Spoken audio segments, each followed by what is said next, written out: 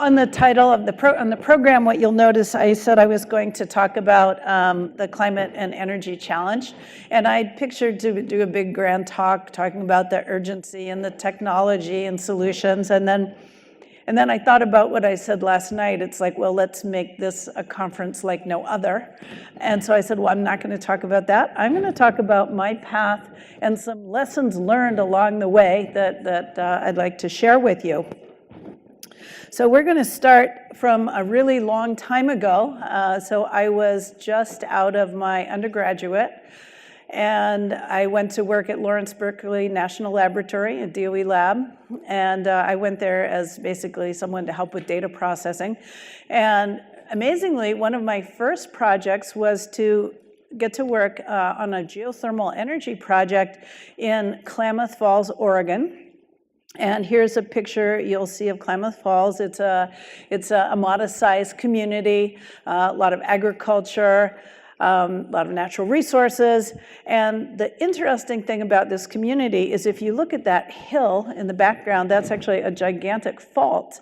And that taps deep into the earth, and there's an amazing amount of hot water that wells up this fault and creates essentially boiling water at about 100 feet beneath the ground. So that was about the time when we were having our first energy crisis. There was a shortage, and there was a real concern about adequate energy supplies. So the Department of Energy was sponsoring research on all kinds of things, but one of them was district heating. And so I got invited to participate in this project related to district heating. And so the first thing I did, these are me a really long time ago, and there are a couple things. No safety glasses, right? That's like really, really bad.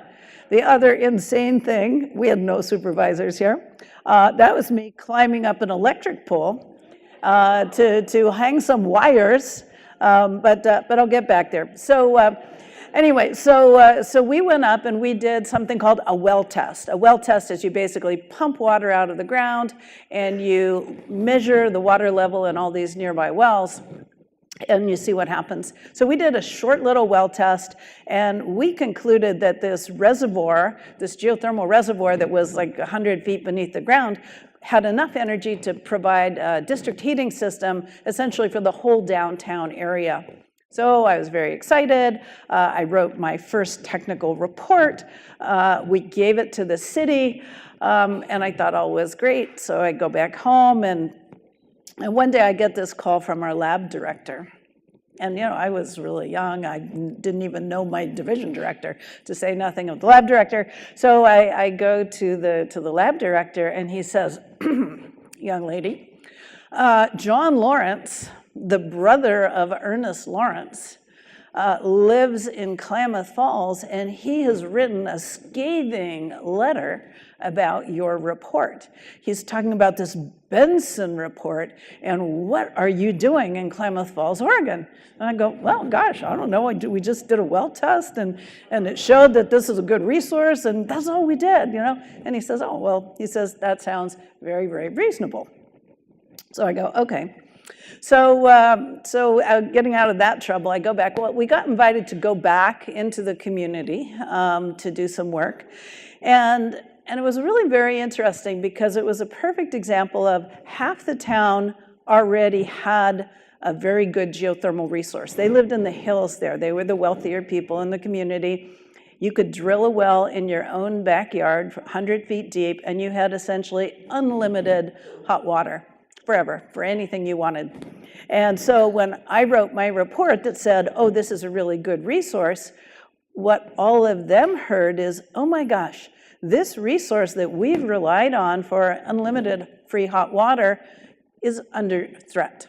Okay, so that's why there'd been this very negative reaction to our report. So anyway, we said, well, we need more data because this would be a big project if we do this district heating. And so we went about instrumenting basically this huge area all over the whole town, and we got all of this pressure data and we brought it back to an apartment here. Okay, and I actually went and I lived there during this summer, and the geothermal well is in a little hut there, and I actually lived in the apartment right next to that. And as I said, there was a lot of tension around these issues, and most of the people who were so aggravated about this lived in the community right near here. So I said, well, you just come on over to my place anytime you want. I'll show you all the data that I'm getting in real time. And oh, by the way, why don't you measure the data in your well, and we'll compare notes. And they completely didn't trust me at all.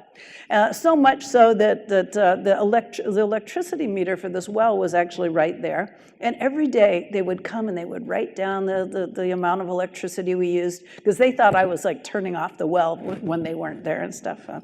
Anyway, long story short, I spent a huge amount of time. I guess the day I realized I had success is I woke up one morning, and I used to leave the door open. So I go out there, and there's this whole group of retired guys sitting in my living room. They'd already made the coffee. It's like, hey, how you doing? So anyway, so we got some data. Their data agreed with our data. We showed, and they agreed that if we pumped this well, it wouldn't damage the resource. Made a huge effort to really make friends. One of my last nights there, they took me out stargazing. It was like really fun, like 7 retired stargazers and I hanging out and got the data. So this was a remarkable success. They went on and they did the project. Here's the district heating system. They've continued to expand it, cost-effective, purely green heating that is very well appreciated. So I want to come to my first lesson. That you can make much better progress working with people than working against them.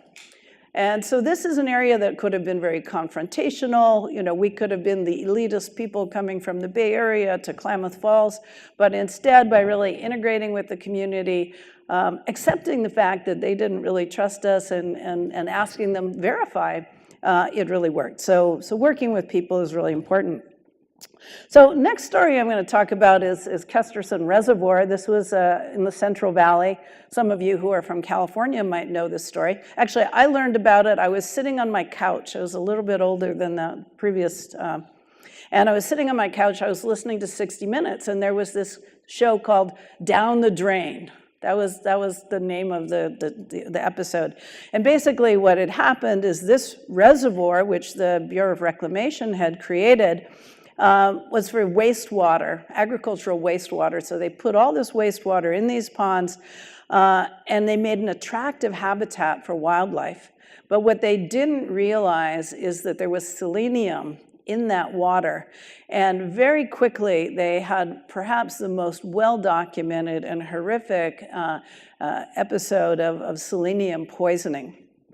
And there you see embryos of ducks and so forth. So really a tragic situation. And amazingly, about 3 months later, we got this call from some collaborators and said, do you want to work on Kesterson Reservoir? And I go, sure. You know, I don't know anything about the environment. I work on geothermal energy. So we went and spent a couple of years. My PhD research was actually on this site. We did lots of soil sampling. We sampled ponds, puddles, groundwater. We basically understood the fundamental controls on toxicity in this environment. And it turns out they were very, very complicated. At the time, very little was known about the biogeochemical cycling of selenium.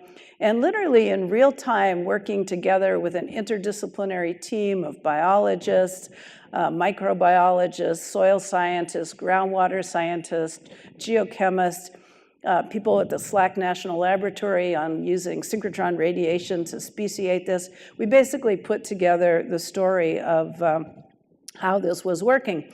And one of the very interesting things is there was a lot of pressure just to dry out the ponds and dig up all of the sediments, about like a meter of, or a foot of sediments, and put them in a big landfill. And our research was saying that that would be absolutely the wrong thing to do. And we were able to prove that. We worked very closely with the Water Quality Control Board. And at the end of the day, we recommended a very simple solution. We said, dry out this place And any place where you think a pond would form, raise soil elevation to above the highest water table elevation, and that will prevent exposure to the birds to this selenium contamination. So the old system and the new one, this is from a Google Earth map from 2018, and so very cost effective. And really the lesson here was that cutting edge science can deliver cost-effective solutions to intractable problems. The sort of tried and true landfill solution wouldn't have worked, but by understanding, we came up with something that really did work, and that solution stood the test of time. The other lesson for me was really a personal lesson, that I really had a passion for what I called kind of science in action. Discovering new knowledge that almost instantly gets translated into solutions. And really, for the rest of my career, I've pursued that. So I'd been doing that. I worked a lot with Department of Energy then on contamination problems. They had a large legacy of issues associated with their weapons production facilities. By then, I was the division director for Earth Sciences at Lawrence Berkeley Laboratory, and one of the things you get to do is sort of long-range planning. So we began that within the division, and we started saying, wow, we're doing nothing on climate change. So here, of course, is the Keeling curve, the very famous CO2 increase over time. That little red circle is when I started working on this. It's really discouraging, I can tell you. It was about 360 parts per million of CO2 in the atmosphere, and now what are we, about 410.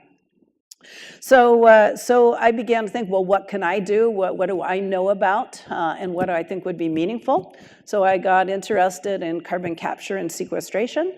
I'll say I was incredibly skeptical at first, because I'd heard about somebody at Princeton had been sort of talking this up to the Department of Energy, and I got this report and I said, oh, this is crazy. So I made some calculations for California. I said, could we sequester all of California's emissions in California? And the answer came out, yeah, we could do it for about 300 years. So the sequestration capacity was enormous. It really changed the way I think about these things. So I said, yeah, okay, I'll do this. Again, the idea is we capture the CO2, we compress it into a liquid, and we pipe it somewhere where we sequester it underground. So why CCS? And I can tell you, I've been working on this 20 years now, and there have been many times when people look at me and they go, why are you working on CCS? Why aren't you working on renewables? Well, 80% of the global energy supply is from fossil fuels.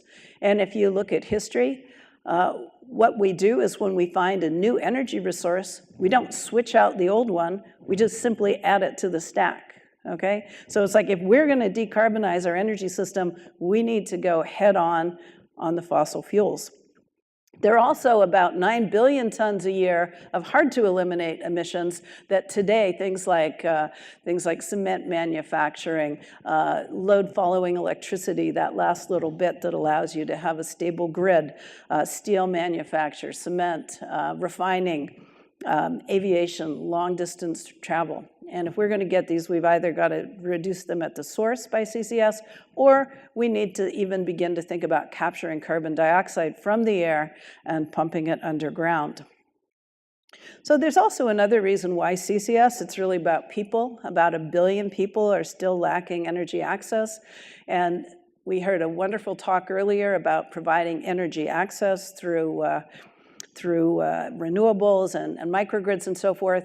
But for economic development, in many cases, you need the stability and security and reliability of a 24/7 high-quality power supply.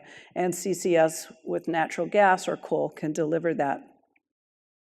So sort of a couple of lessons here. Again, there were many times, and I'm going to be really candid, where you were almost shunned if you worked on CCS. People were skeptical about your intentions. You know, your intention wasn't really to help with the climate system.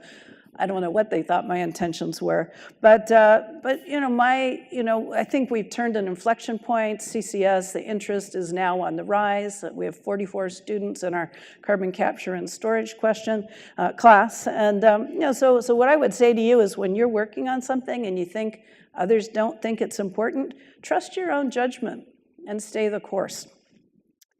So anyway, those are my lessons learned. I just want to end with really two thoughts. Time is really running out on the problem of the climate and energy challenge. We've already warmed by about 1 degree C. We see the impacts of that every day. We know that if we warm to 2 degrees C, we're going to begin to suffer even more severe consequences of climate change. We have a budget now. This is new. We have a budget of 800 billion tons of carbon dioxide before we're committed to 2 degrees C. We're going through this at a pace of about 40 billion tons a year. That gives us 20 years. So we've really got to get to work on this. And with this incredible group, we're all powerful as individuals.